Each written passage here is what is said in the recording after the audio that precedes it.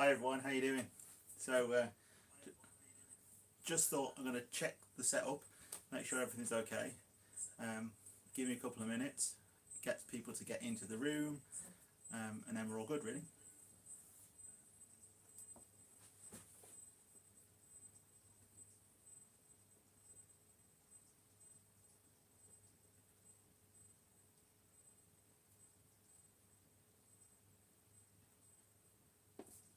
Hi there, everyone has just entered.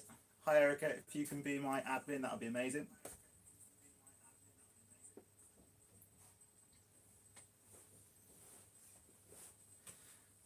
So, it's been a busy day today.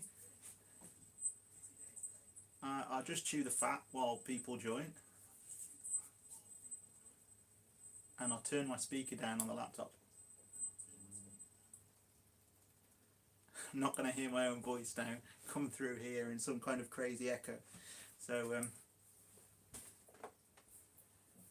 got my YouTube cushion today from eBay. I feel special now. More special needs than anything else. Stay there. So, how many have we got? 6 of you so far. That's pretty good. Quite happy with 6. Only 1 minute past 8. But you never know. People are probably out doing better things, like in the pub, or anything really.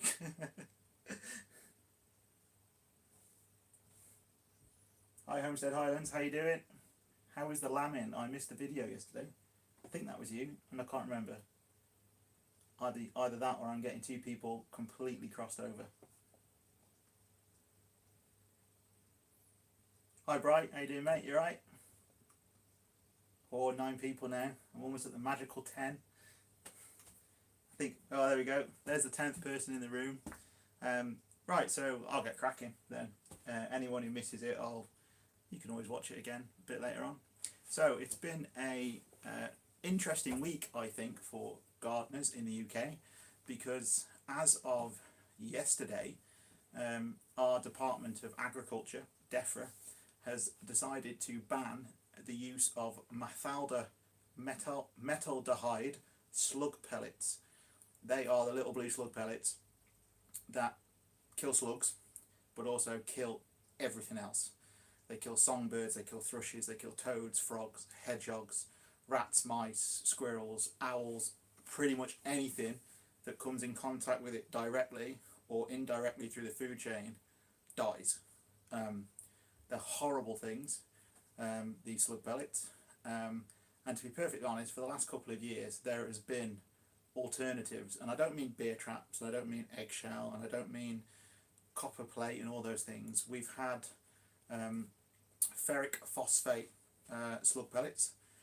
I'll repeat that later on so you can find it. And they are certified organic, and they kill slugs. And I know they work because I've used them for the last 2 years, and they're perfectly fine. They're just a little bit more expensive. But the only reason they're a little bit more expensive is because big companies like Bayer, who make chemicals for agriculture, they would rather sell the horrible, harmful ones that they can make cheaper than give you the nice ones that don't kill wildlife that cost a bit more. So I think it's a fantastic move for the UK. There's a lot of stuff going on in social media between farmers and stuff at the moment, which I'll go into in a minute. But I just wondered if anyone else out there had come across it. Had anyone seen in the news that as of 2020, you will not be able to use slug pellets in non-commercial growing, and the only people that will be able to use them is in permanent greenhouses indoors. So farmers will no longer be able to use them in fields. You'll no longer be able to use them down the allotment, and I for one think it's an amazing move and it's awesome. But I'll just read the chat and see what you guys think and see if you've heard of it.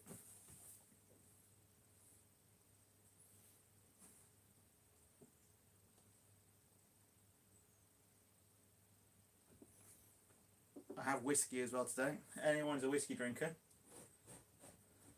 This is Asda's own brand whiskey, single malt, Speyside, really nice.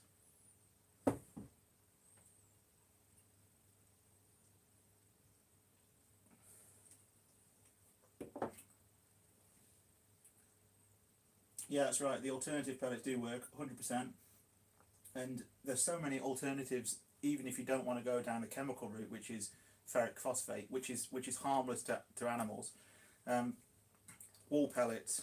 There is beer traps. There's all the old-fashioned ways. We don't need to use these, wildlife killing chemicals anymore.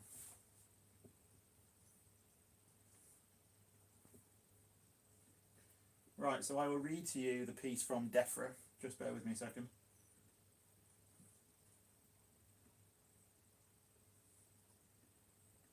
Okay, so DEFRA have said a ban on the outdoor use of metaldehyde, a pesticide used to control slugs in a range of crops in the garden, is to be introduced across Great Britain from spring 2020.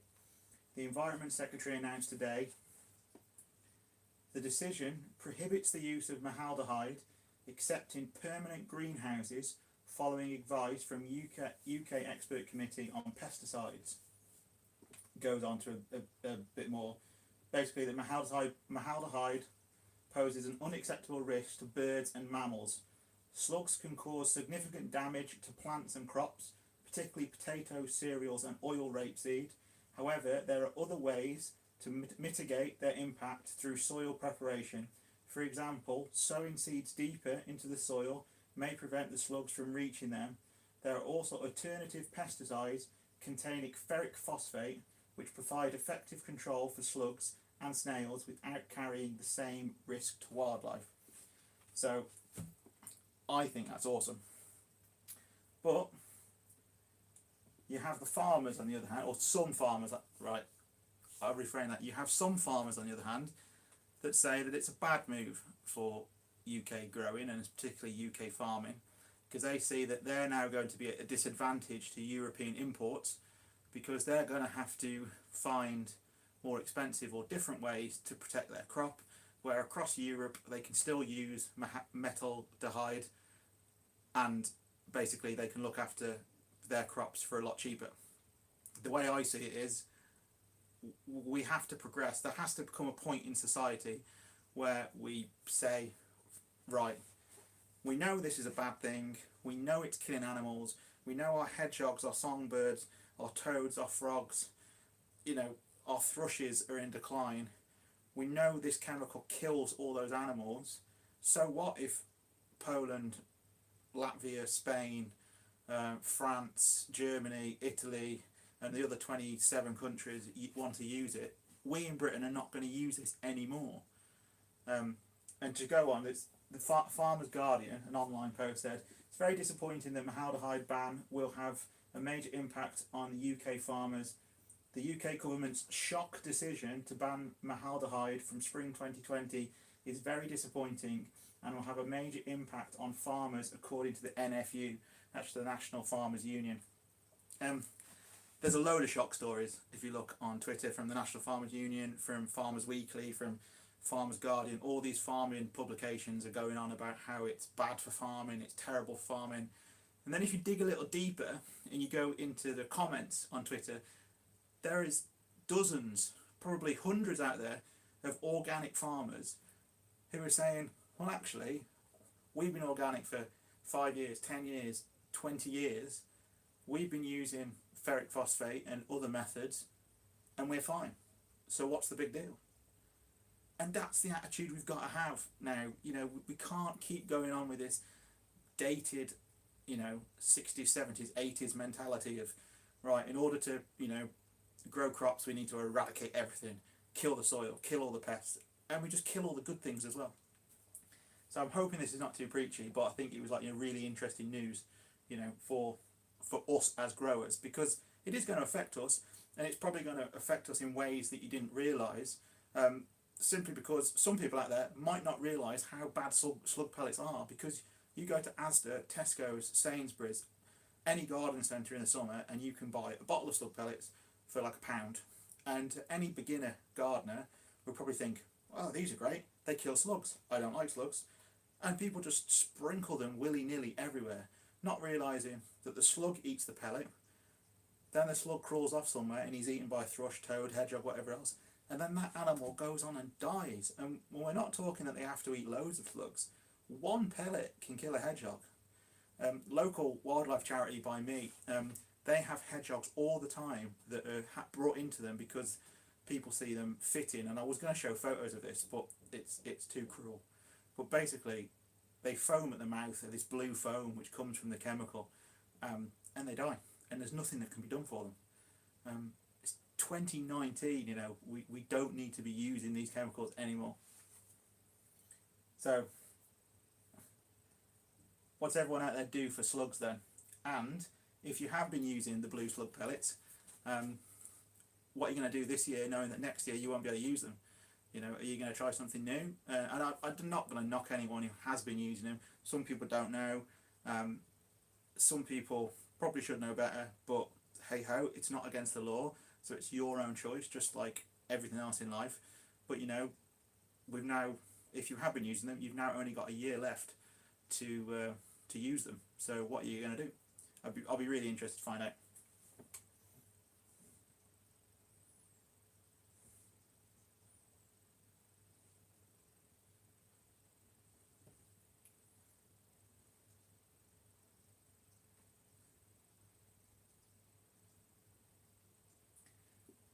Digwell Green Fingers. Will Brexit prevent maldehyde crop imports? Simple answer to that is we don't know. We don't know. I suppose it comes down to trade deals and everything else, and that's probably a whole different video that we could go into there. But I would like to think that our government was sensible and said, well, for instance, we have a trade. For instance, we don't have American meat in this country imported because we don't agree with the way that they clean their meat, dipping it in bleach and acids and stuff to clean it.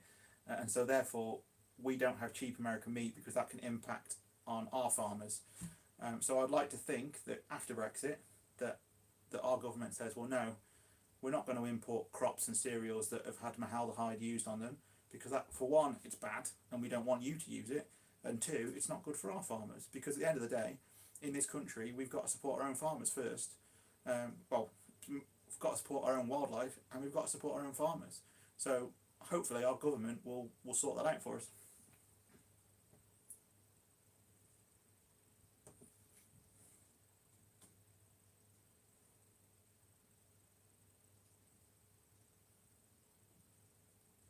Apologies for going through these. I just want to see if I can catch up with the thread a little bit. If you've got any questions, if you put them in capitals for me, that'd be awesome, because then I can see them a lot quicker.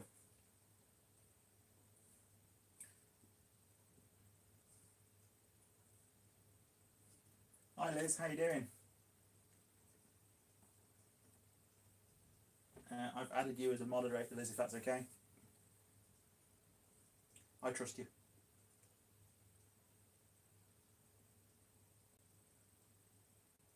Oh, cheers, Erica. I was unsure whether it would be an interesting subject or a boring subject, but I thought that no matter what we grow, whether we have a balcony and we're growing pot plants, because obviously slugs can climb up walls, or whether we've got a small holding, an allotment, whatever, I thought the slug pellet thing was, was a big deal for us in the UK.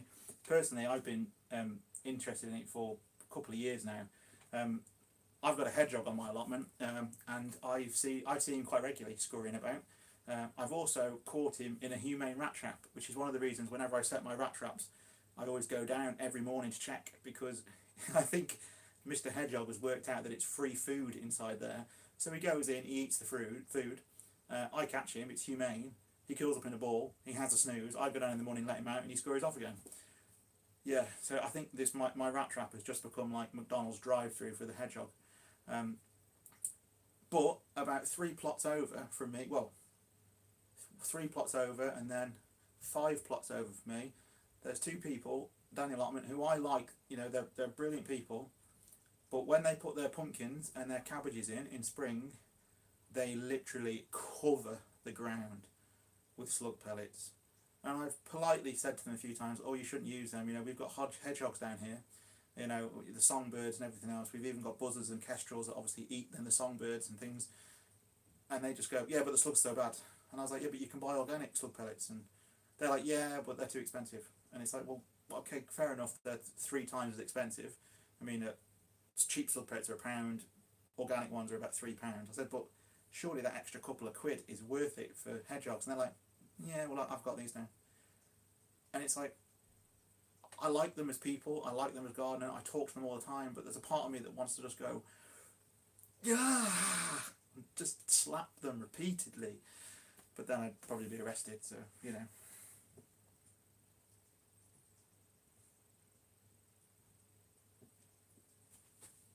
Oh, that's good. Does anyone have pellets banned on their allotment? Not on our allotment site. I have spoke to the council about this, but it's all civil law and stuff, and they don't want to get into it. And we basically have very little banned on our allotments. We have a common sense policy, and obviously because they're not illegal, the council have just said that, you know, as long as they use them in a common sense way, then that's fine. And so liberally sprinkling them is probably classed as common sense, believe it or not. So another reason why I think the ban is fantastic, because a ban means they're not going to be available on shelves, and therefore people who should know better or don't know better aren't going to be able to just sprinkle them willy-nilly in the spring. But I'll be interested to know if anyone else's allotment has banned slug pellets or the metaldehyde ones. By the way, I'm probably pronouncing metaldehyde wrong, but a quick Google search, you'll find it, trust me.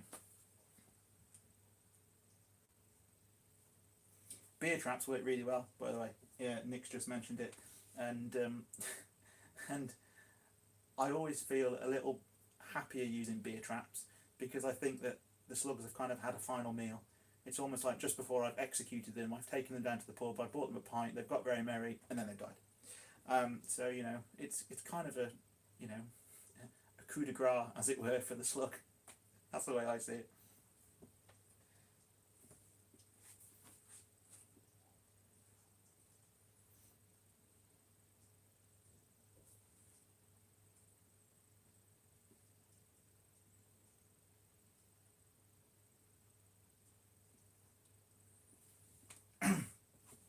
Excuse me, sorry. Dig well, green fingers. Yeah, nematodes, they work really well too. I've used them twice, I think now, and I was surprised how good they are. That's like doing biological warfare on your slugs, because you're putting a parasitic, I think it's a parasitic germ. Scientists will probably correct me on that. And you mix it with water, and you activate this parasitic germ worm.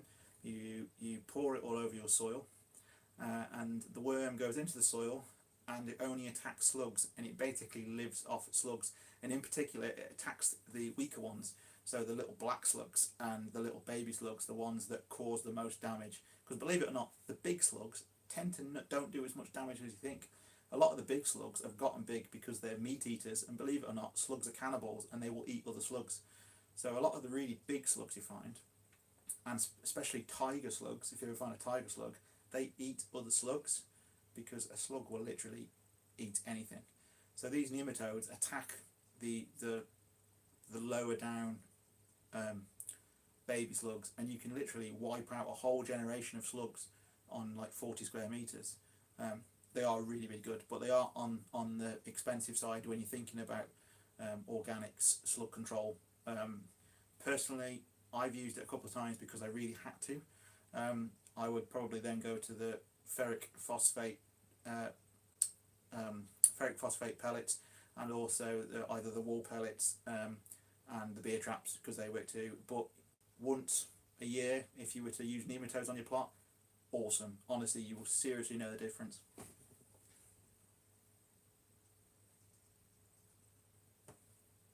Oh, by the way, eggshells. Anyone who thinks that eggshells stop slugs, they don't. It's a complete myth and urban legend and old wives' tale and everything. The idea around it is that if you crush your eggshells up, the slug doesn't want to crawl over it because it's sharp. It's not true. You need so many eggshells. Your whole top layer of soil would need to be that thick, you know, an inch thick in eggshells. A little barrier of eggshells doesn't bother a slug. You think about it, look how much grit is in your soil. Get a handful of your soil, put it into a sieve, run water through it, and have a look at how much grit is in your soil anyway. slugs are not bothered by a little bit of grit at all.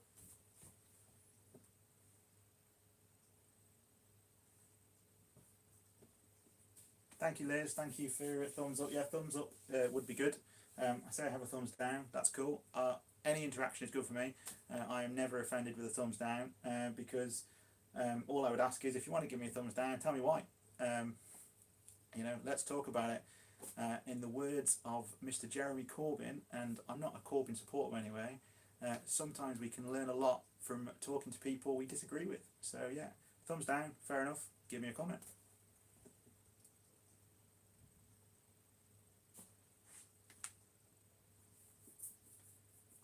The wool pellets. The wool pellets, I haven't tried them yet, so I'd be really interested to know what people think about them. I think that's based on the similar principles as the eggshell, but I'm not sure. I thought the idea behind it was that it breaks down in the rain, and then it becomes an itchy barrier to cross. But I don't know. So if anyone knows more about wool pellets, let me know. Tell me if you used them. Tell me if they're any good. I'd be really interested to know about that.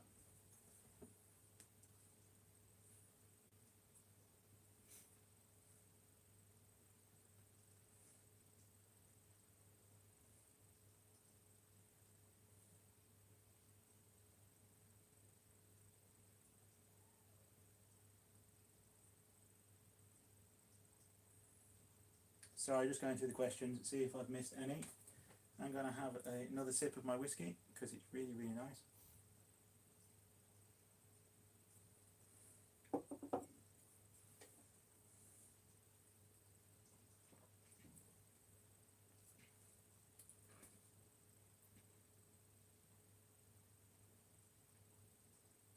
As for salt, I don't know about salt being used as a barrier, simply because I think over time it would imbalance the soil, and also the rain would wash it away. But I know obviously salt kills slugs, and as much as I don't mind killing slugs, happily stamp on a slug, I would feel quite cruel about pouring salt onto a slug. I mean, I did it as a kid because someone told me pour salt on the slug, and I watched it and I was like, this is horrible. I know it's a slug, but the idea of being chemically burnt to death, I think even the humble slug deserves a little bit more than that, probably. Even the humble slug that's eaten my whole prize cabbage probably deserves a better death than being burnt alive with salt. But, you know, horses for courses, I suppose.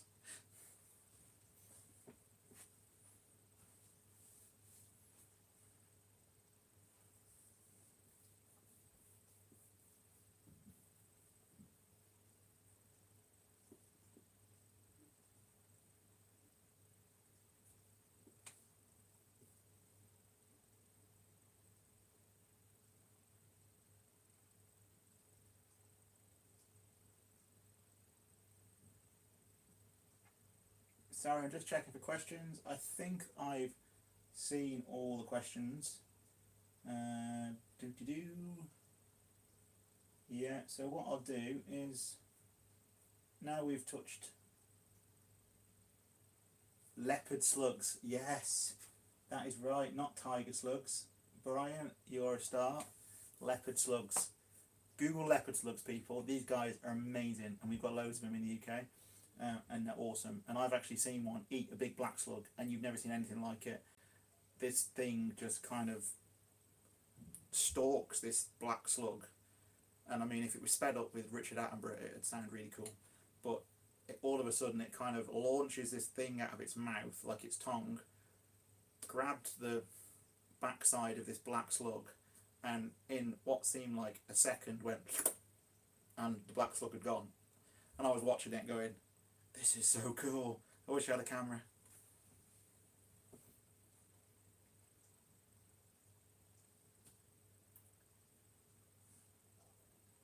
Okay then, so what's everyone been up to today? So there is 13 of you here, and I'd just be interested to know what you've done today, really. I popped. Well, I've had a day where my other half's been at work. She works at a library, So after we popped down to the allotment, we fed the chickens, we went and saw some family because my grandparents weren't very well, and then I had a day in the house chilling really. But while I was at the library, I thought I'd check out the gardening section. I mean, as you can tell, I have tons of books and loads of books on gardening, but I thought I'd check out the gardening section. And I saw a really cool book, and it's probably one of my favourite like how-to publishers. It's DK. I think it's DK. Yeah, it is. So this was in the local. This was in the local library. The allotment handbook, and I've had a quick flick through this afternoon while being at home. And to be perfectly honest, there's a few things there I don't agree with. There's like double digging there, which is a waste of time in my opinion. But you know, that's just my opinion. There's lots of other ways of gardening. So if you double dig, power to you. At least you're gardening. That's the main thing. But that's a good book. So if anyone is new to allotments and gardening, and you see that book in a charity shop or online going cheap, I recommend it. In fact, the library had a really good. It's quite nicely set out as well. Just show you lots of mini tips, so it's really really easy reading. It's not a novel or an essay. Yeah, I was quite surprised actually just how good the gardening section at our local library was. There was 5 or 6 shelves of gardening books, and there was everything from urban gardening to balcony gardening, allotment gardening. There was a few books on self-sufficiency. There was fruit expert books and herb expert, and it was a really good selection. And I know not everyone can have a massive book collection for various reasons. Books are expensive. Also, books take up space, and not everyone's got the space to have bookshelves everywhere. So, if anyone is new to gardening, get down your local library. If you've got a local library, I know they're few and far between in places, but I was really surprised just what was there. And I think libraries have moved on, if you ask me, because I remember as a kid, all the library books were like out of date, and they were like old fashioned. But there was some of the books in there were the books that I bought a couple of years ago. For instance, they had the half-hour allotment book, which is one of my top 5 books, which I did a video on a couple of weeks back. And the fact that that was on the shelf in the local library, you know, if you haven't got 30 quid to go out and buy that book, you know, it's got to be out there somewhere. And I don't know about your library, but our library orders books in. If they deem that the demand is great enough, or if the book is good enough, they'll order it in. So for instance, if you wanted like the half-hour allotment book, our library, if they haven't got it or they can't get it in from another library, they will look it up, see how well it's done across the country, and they'll go, okay, we'll buy that book for you and we'll put it in our library. So might be worth, if you're new to gardening, or if there's a few things you want to research, pop down your local library and check it out, because that's what I did today, and I was really impressed.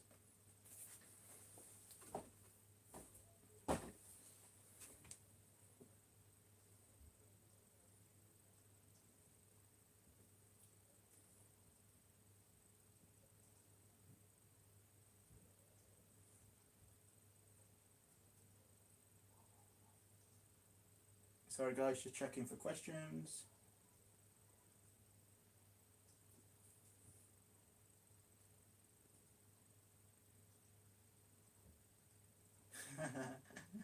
Wood delivered with raised beds and now drinking whiskey. That sounds like an awesome way to spend a Saturday, that does. Absolutely awesome way.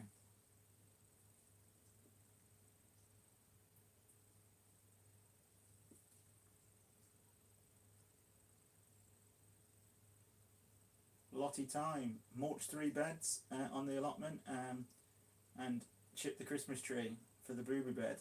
That sounds like a day well spent, that does. I'm struggling with bark at the moment. The tree surgeons that I normally use either haven't been out in our area or have not had any spare. So where I've normally had like 6 ton of bark by now, I've had no bark whatsoever. So it could be like a bark drought for me next year.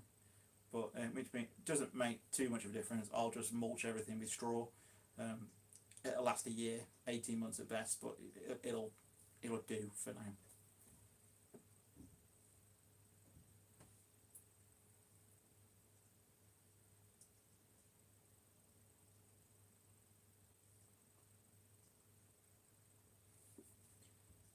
editing a video and watch lots of YouTube. That sounds like my weekday evenings, that does.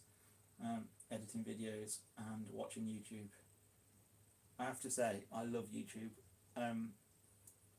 When I was younger and when I really wanted a garden and a farm and stuff, and I obviously didn't have any space other than my parents' back garden, I used to watch River Cottage religiously. And when there was the Easter specials and the Christmas specials, and they had the whole day of River Cottage, I would just sit there and watch River Cottage from 7 o'clock in the morning all the way through to 7 o'clock at night.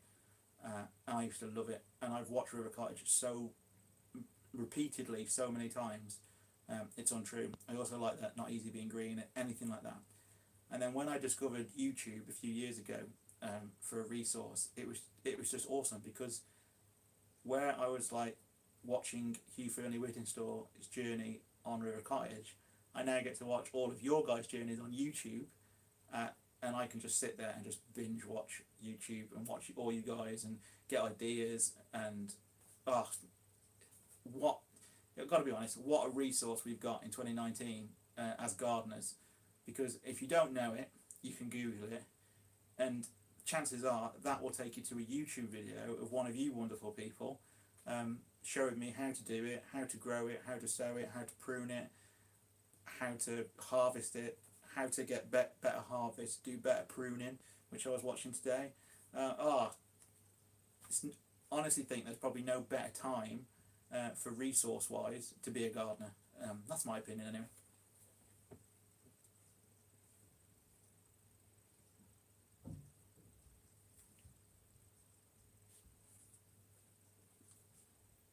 Has anyone had blue mould grow on coffee grounds to be used for compost?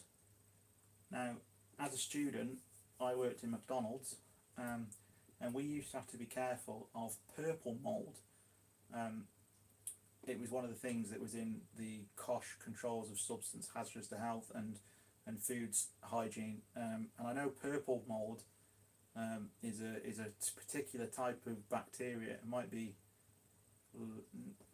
can't think now, it's gone, it's been years ago, but I know you have to be careful with that because it can make you quite sick.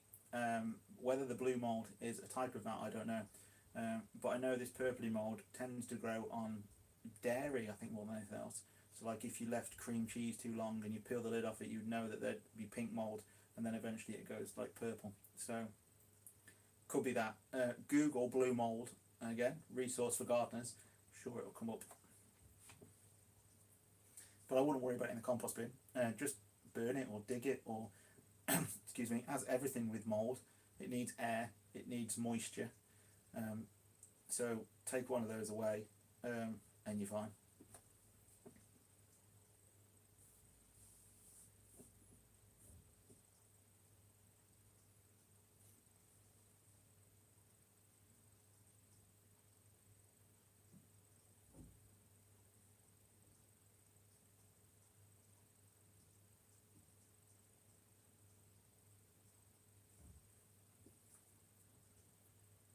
I eat blue mould on cheese.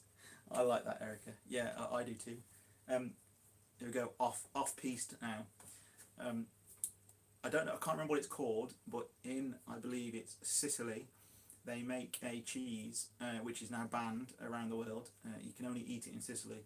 And they make this hard cheese and they put it in a cave and they leave it there for like a year and they let all the flies go on it. And then when this cheese is pretty much walking out of the cave on its own devices, it gets eaten and it's full of cheese maggots. And there's nothing wrong with these cheese maggots because all these cheese maggots have eaten all their life is cheese. I really want to try that cheese. I really want to try it. They reckon it's like the best cheese in the world, and apparently you have to be careful. You have to make sure that when you spread it on your bread you have to kill all the maggots, otherwise they could perforate your bowel. But this is crazy, but I really want to try that mouldy cheese.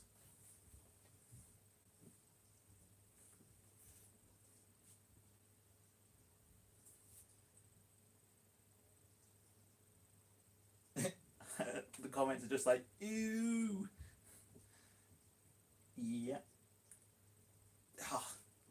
There's not much I wouldn't eat, to be honest. If you told me it was good, I'd try anything. I'm not a big fan of pig's trotters, but no. I mean, leave a comment. Maybe we could start doing a video. What would Ross eat? You can suggest it, and the following week I'll go and find it, and I'll eat it on camera, because I'll try anything really. I've eaten snake, I've eaten shark, I've eaten cat. I didn't eat cat knowingly at cat. I found out afterwards it was cat. What else have I eaten? Crickets, moth grubs. I once got halfway through a bacon sandwich when I was fishing, and there was maggots inside it because I'd left it too close to my bait box and they crawled in, and I was fishing and eating and fishing and eating, and I kind of noticed something was moving, and yeah, that was it. I also once made all the people in my office heave because halfway through doing some work and I was eating an apple, actually that was off my granddad's apple tree, eating an apple, and there was a big basket of apples that I brought in, and everyone had eaten these apples all week, and I bit into it and went, ugh, and I was like carried on working with apple in my mouth, oh, like that. And one of the mates was like, what's the matter? And I said, there's a worm in my apple, and I carried on eating it, and he was like, what are you doing? What, you can't carry on eating it. And I was like, well, I've already eaten half the worm, I can't see the other half being any different. Carried on eating it, so not fussy.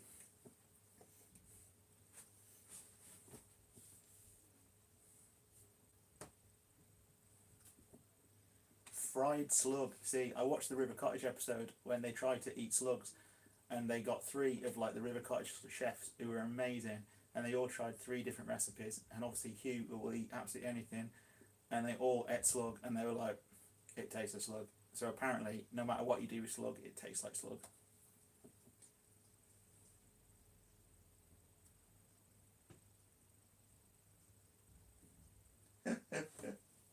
I'm sorry, these comments are amazing. I'm so wrong, apparently.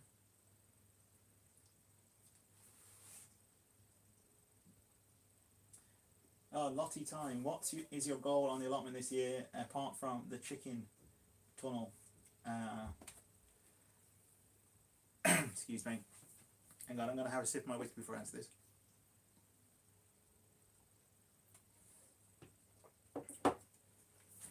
My goal this year for the allotment is probably to go down the route of being more what I call semi-self-sufficient. I'm never going to be 100% self-sufficient, and I also think it would be silly for me to be 100% self-sufficient, and I've touched on this in another video, because where I live in Shropshire, we grow thousands of tons of potatoes for the food industry. So I can go to any farm shop and I can buy a £50 bag of potatoes for about a fiver, because we get the grade B potatoes really cheap that the companies like Walkers and McCain don't want. So to grow too many potatoes would be stupid for me. Same with carrots. We grow a lot of carrots around here. I can go to any of the farm stores and I can get a massive net of carrots, again for 2 or 3 quid. So to grow too many carrots would be silly. And also there's some things that, to be honest, they're really cheap in the shops. I know the quality isn't as good, but for the amount we eat, I would, I'd have to like dedicate my whole allotment to them. Things like cucumbers. I do grow cucumbers in the summer, but obviously we eat them in the spring, in the winter, in the autumn. So I could never be self-sufficient on cucumbers. It's my daughter's favourite vegetable, and to say to her you're only eating cucumbers June, July, August, September, October, and the rest of the time you're not having them would be silly. So I'd like to do semi-self-sufficiency. So a bit like Erica mentioned in one of her videos, be self-sufficient on a few crops. So I'm dedicating half the allotment this year to fruit bushes, because we love fruit in this house, and fruit's expensive, especially soft fruit, and it never tastes the same because it's been in the back of a wagon for 3 days. So if and I'm 8 minutes from my plot, so I can have a punnet of raspberries back home in 10 minutes and be washed and eating them. As you've gathered, probably don't even wash them. Joking. So yeah, I just like to do that really. More food for the fridge really, and it brings the shopping bill down at the end of the day. And anything to bring the shopping bill down is a winner, because it means there's more money to spend on the family, and QED, then there's more money to spend down the allotment, because for every pound I save on the shopping bill, I can, you know, buy a new tool, I can probably buy another chicken, I can buy an incubator. I mean, I have an Amazon wish list of all the things that I would like for my allotment. So any pound I can save by growing a bit more food gets me something off my wish list. So that's probably the general plan for the allotment. That and the chicken tool.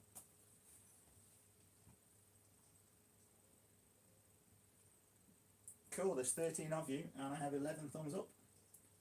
Thank you very much, people. I appreciate that. I believe it's to do with Google. Well, it is Google, because Google own YouTube. Google Analytics. Thumbs up. Basically, everyone knows that you know you're doing something good.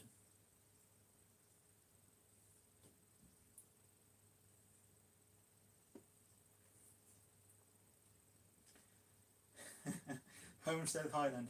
Remind me never to eat when watching your lives again. Now, I'm going to be presumptuous here, but I presume you're Scottish, and my other half's family, or half of her family, is Scottish, and you Scots eat absolutely anything. I mean, if it moves, you'd put it into a stew. So surely I haven't put you off by talking about cheese maggots. By the way, just to put a few more people off, Google cheese under a microscope, and ideally don't go and make yourself a cheese sandwich, because that will introduce you to the beloved cheese mite, and believe it or not, it's the cheese mite that makes the cheese taste cheesy.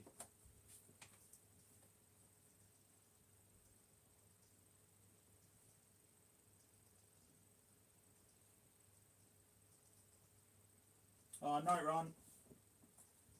Didn't see you sneak in there, mate. I was actually watching, I think it was one of your videos today.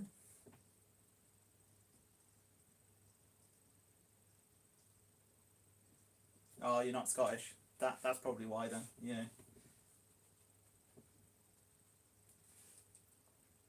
Can't stand blue cheese or maggots. See, I love blue cheese.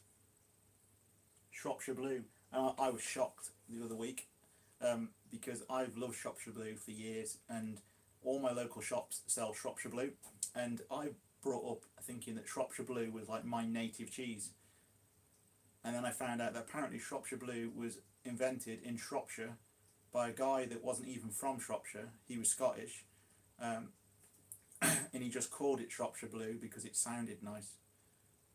So it's like it just shattered all my dreams as a child, that I'm now trying to find out what my local cheese is, because Shropshire Blue isn't my local cheese anymore. It's been like 35 years of my life thinking that that's my local cheese. I mean, it put a downer on Christmas, that did. I was eating this cheese and I felt like a fraud.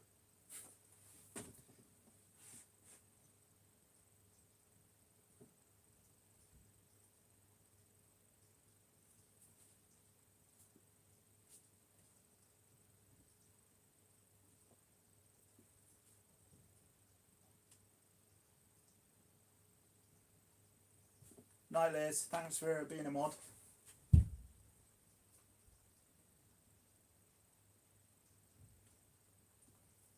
I don't know how long I've been going for now. I think I've been going for about 40 odd minutes. So I'm going to start winding it up, unless anyone's got any more questions. I would just thought I'd show you my seed tin, or my seed box, because I sorted that out over the winter period, or it's still winter, but over the Christmas period, just to get myself prepared really for sowing. I know I had a video recently about not sowing just yet, and I think it confused one person who said, oh, there's certain things that we should be sowing now. It was really that what should I be sowing because of my setup. I haven't got any propagators, I don't have any grow lights, everything I grow is on my windowsill in my greenhouse or down the allotment. So I can't start things too early because they just go leggy because they can't get enough light in the house. And if they go down the allotment and the greenhouse isn't heated, and it's an old greenhouse, there's cracks and drafts and this, that and the other in it, we get a -6, -7, it's going to kill it. So that video was just about me. So I'm not sowing just yet. I will possibly put some leeks in and put a plastic bag over the pot, probably this weekend. Other than that, there's not a lot I'm sowing yet. I will be leaving it well into mid-Jan before I even consider going through this lot. But these are my seeds for the year. Erica's excited. So that's my Skittles pot. These are some new seeds that I ordered from this company I've used a couple of times. They're on eBay and they're really good. I'll just give you the name because I think it'd be nice for them to have a bit of a plug. It is CK Horticultural Supplies. I'll try not to get my address on there because I don't want any weirdos stalking me. Not that you guys are weirdos, but obviously this video will go public after it's been here. So if I show you that, they come in little brown envelopes like that.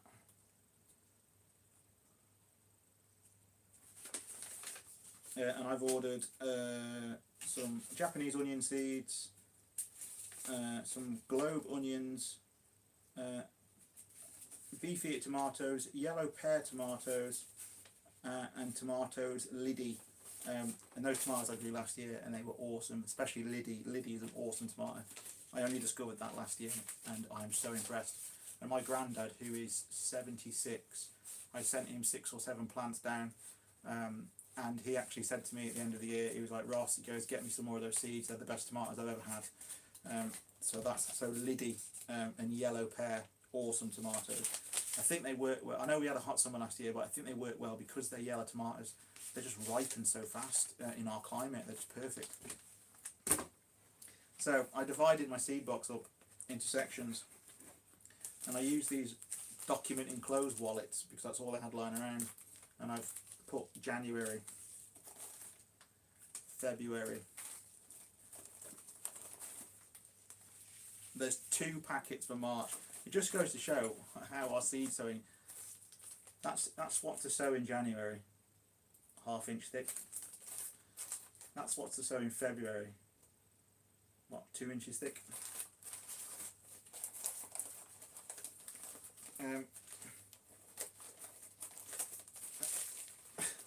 Get my hands up. That's what's to sow in March. And you just think to yourself, yeah, it just shows like how busy a month March is. Oh, hang on.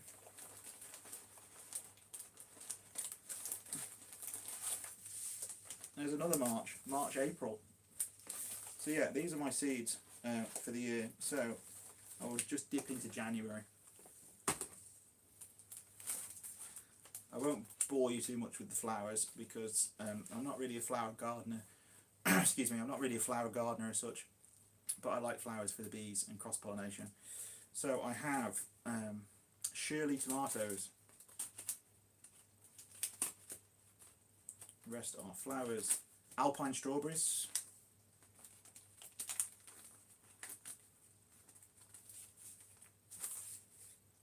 Dill. Leeks. And lobelia. So that's what I'll be sowing in a couple of weeks' time. So that's it really. That's all I will be sowing for January.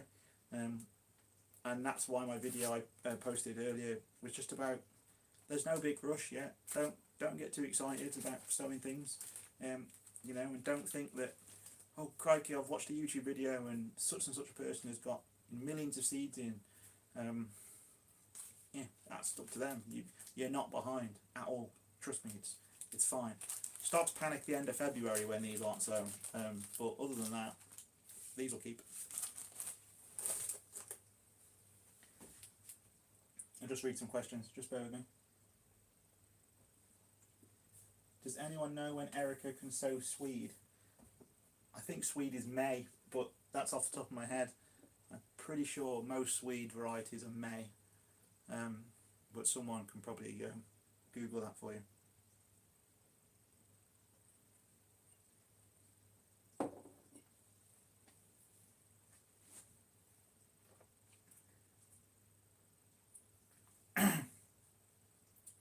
Do I have any bacon seeds? That's obviously gone way over the top of my head. but I wish there was such a thing as bacon seeds. You're on about piglets, aren't you? I've heard piglets being called bacon seeds before.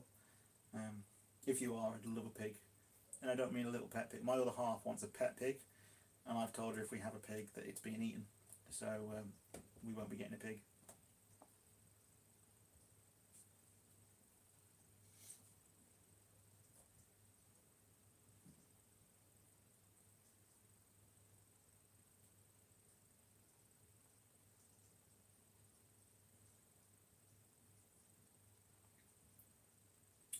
No, it's all right. Sorry, is it Homestead Highlands piglets? Yeah, yeah. I've heard them called bacon seeds before. Yeah. It's like I sometimes will refer to eggs as chuckleberries. So yeah. And I know that chuckleberry also means something else.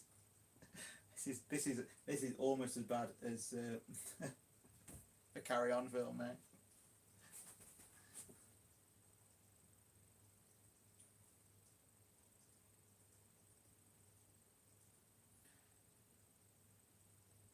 Brian saying about he's sown Swedes in April with good results. To be perfectly honest, as with a lot of seeds, if it says May, I don't think there's any harm in putting most things that are sown in spring and summer. You could always drop them in a month early, because unless we get some adverse weather, it's pretty. Our springs and summer are pretty constant normally, so I think you just end up getting an early crop. But I do know some plants you sow them particular months, so to get around pests. For instance, certain pests will hatch on a certain month point. For instance, mayflies hatch in May. I know they don't affect the garden, but I don't know. Certain moths will hatch in May and be ready to eat end of May. So you want to put your plants in either early or late to get around that, and that's sometimes pests are more to do with the sow date than the actual climate conditions, if that makes sense, or if that's me just rambling on. I think it's the same with broad beans. You sow broad beans early so you get a crop before the black fly hatches out, and things like that.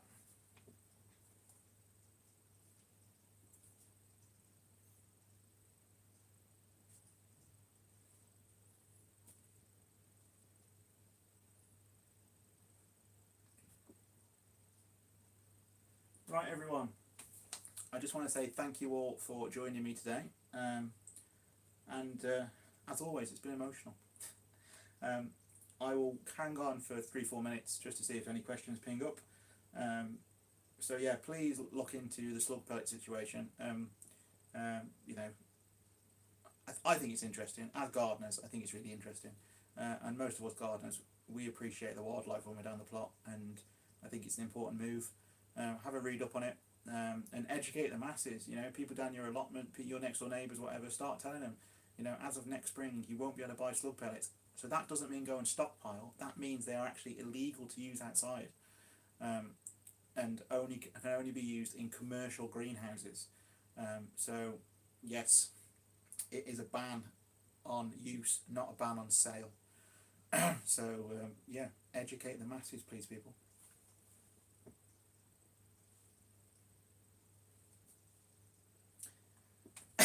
What's a chuckleberry other than eggs?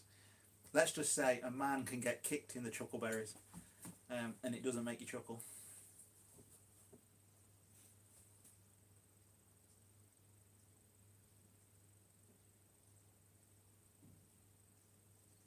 Yeah, that's right. Lottie time. Yeah, I believe the early crop of broad beans that you'll sow in the winter, that completely misses black fly normally. And I think that's one of the original reasons people started to do it. But again, that might be a myth, but that's what I've been told.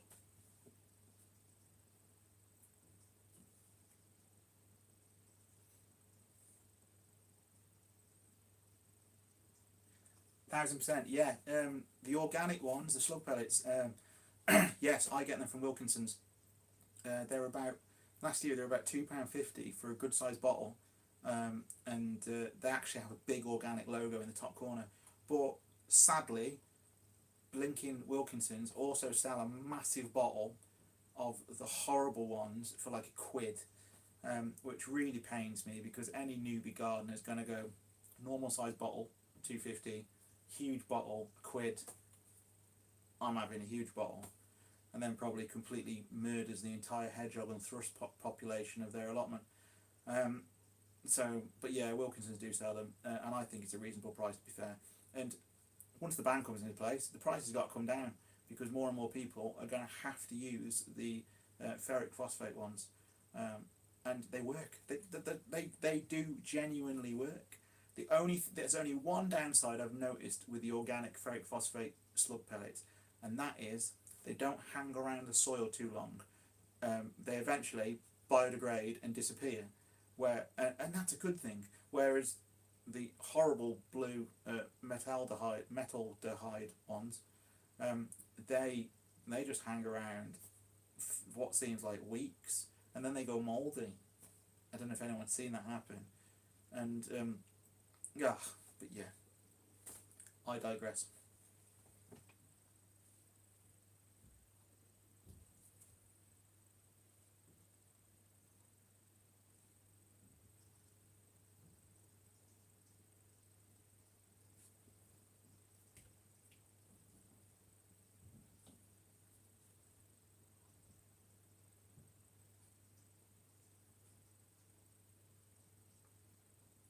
Well, I can honestly say that I've not used the blue slug pellets for over 4 years since I've been seriously gardening. I've used the organic ones, and I've noticed frogs and hedgehogs and thrushes in my garden at home. I've noticed them down the allotment, and obviously not everyone down my allotment does use the decent ones.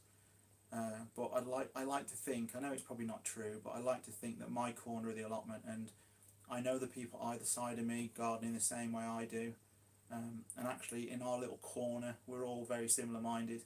I know one of the guys watches these videos, so howdy. I like to think that our little corner is a little bit of, a reprieve for nature. As I said, I know the hedgehog goes up and down there, and I've seen him this year, so fingers crossed if he can just survive next year, and then there's a ban, and then he should be happy as Larry.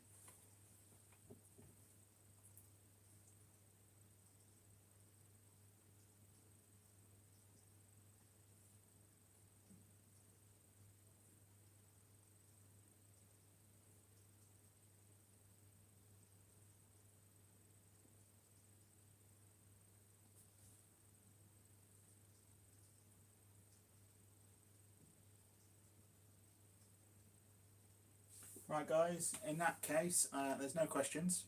I don't think there's any questions. Quick 30 seconds, if you have a question, ping it up, and I will answer it.